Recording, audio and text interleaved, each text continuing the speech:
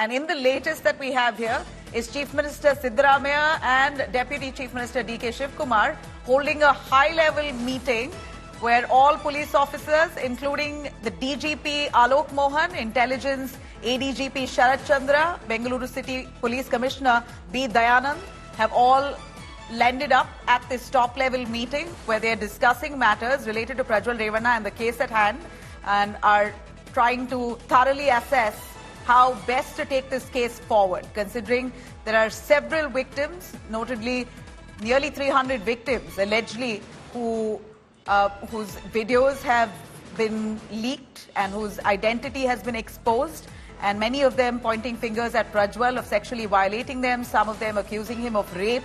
3 formal FIRs of rape have been filed. So it appears that the entire police and state machinery have come together, now are trying to ensure that punishment is given, but how to take this forward. He is an MP, Member of Parliament. Remember, he has a special privilege. He does have a special status. For God's sake, he has a diplomatic passport, and that's how he left the country, and he manages to stay there, goes absconding for nearly a month or more. Very conveniently says that he was depressed and so he wanted to cut off from all kinds of news. Did not have the courage to face the investigation if he thinks he's innocent. But nonetheless, he's on his way back.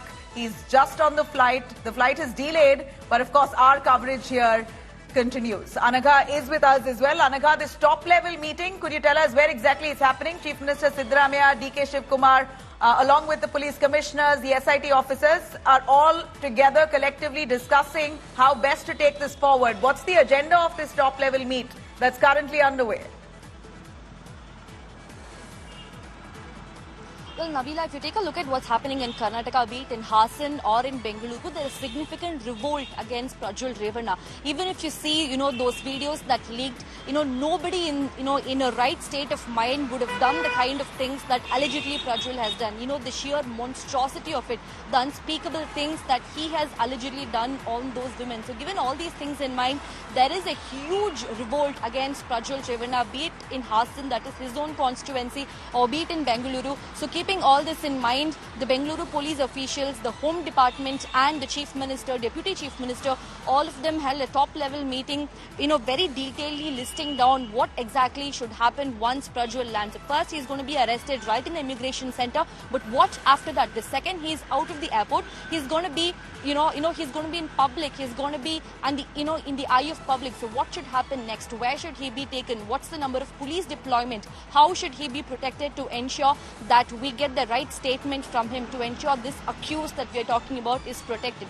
So all these things were discussed by the police officers with the top level politicians. We are being told that Prajwal is going to stay right here from where we are reporting from. He's going to stay here overnight. Tomorrow morning is when the interrogation is going to begin. After that, he's likely to be taken to Boring Hospital right here in Bengaluru, where he's going to undergo a medical checkup. After that, he's likely to be produced in front of the magistrate to sort of either seek judicial custody or whether he'll be given to police custody. So all these things will be revealed tomorrow.